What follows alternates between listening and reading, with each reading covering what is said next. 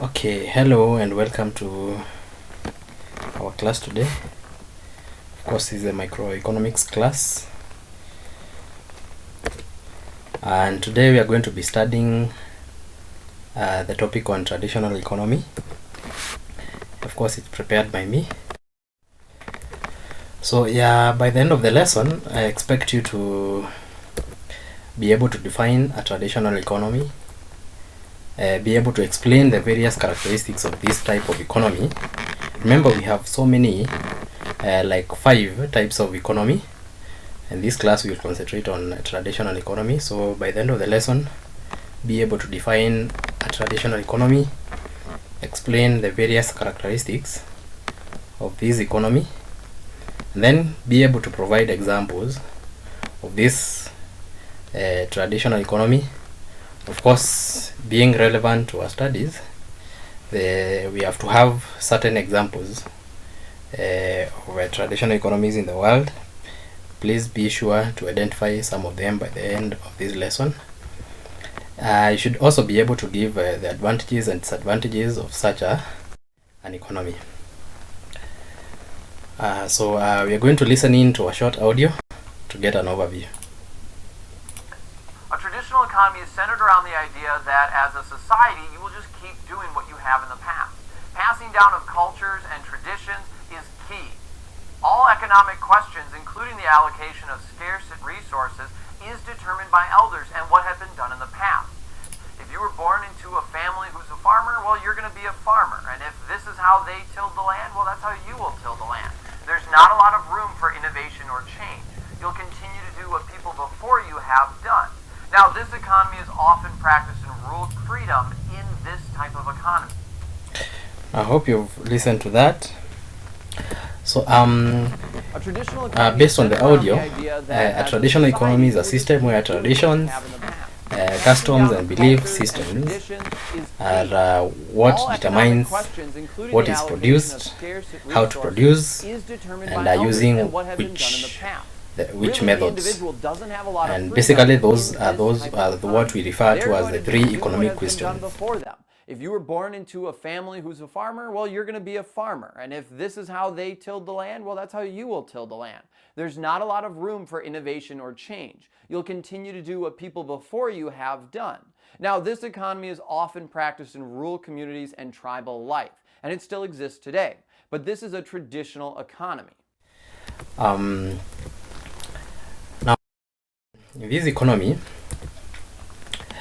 basically, if you can remember, I've said that customs define how to fulfill the 3 economic questions, which is what to produce, how to produce, and the methods you're going to use to produce whatever it is you need. Now, one characteristic of this economy is that they are found in rural areas and mostly in undeveloped countries. Even I'm sure here in Kenya you can give examples of communities that still practice traditional economy. And if you want to read more, you can check Langley 2021. The reference is given at the end of the slide. Now, as we have mentioned, customs are what govern the economic decisions in this type of economy. So if a community is used to farming as the main source of livelihood, then that is the main economic activity that that community will be involved in endlessly. They rarely change. So if these communities they practice farming, they will practice farming all their lives, and in most cases they will be producing agricultural products. So if another practices fishing, that's what they will be involved in. That's the main economic activity that they will always be involved in. In this type of economy, you will not find modern technology. They mostly rely on traditional methods of producing goods and services.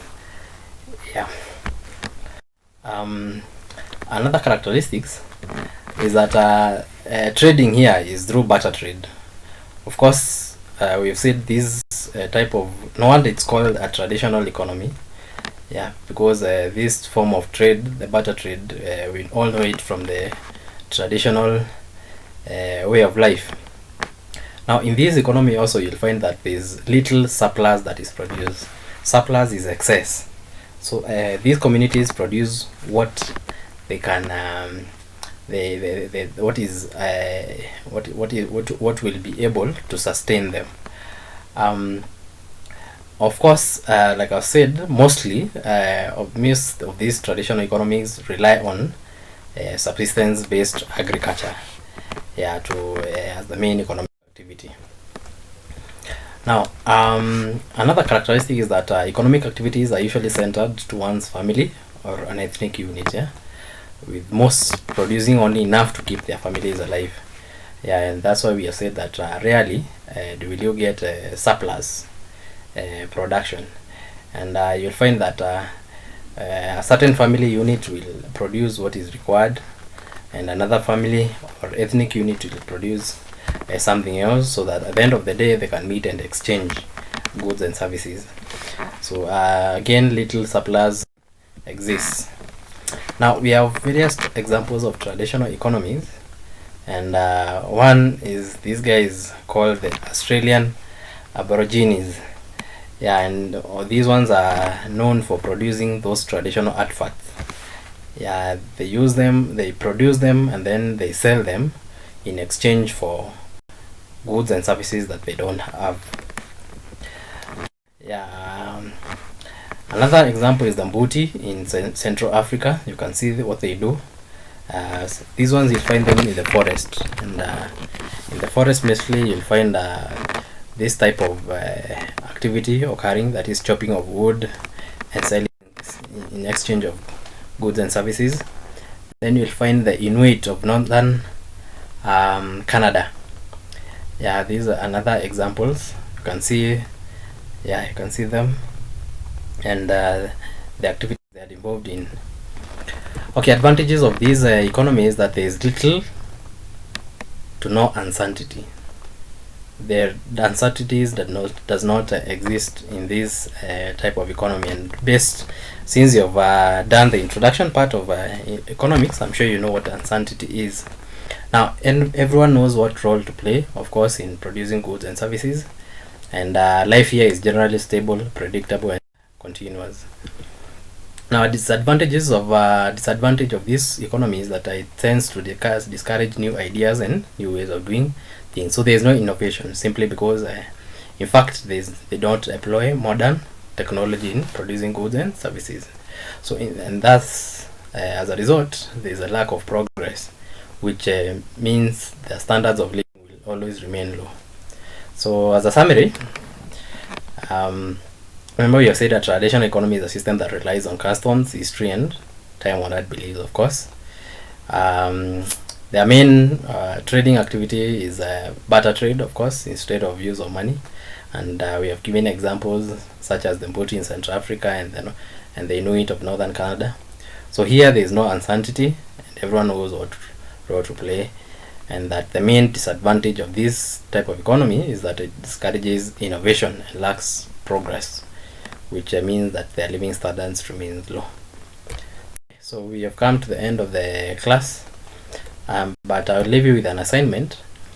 Yeah, please, next class I need to know if the traditional economy can be an effective economic system, and have an explanation, and also list and explain other major economic systems in the world.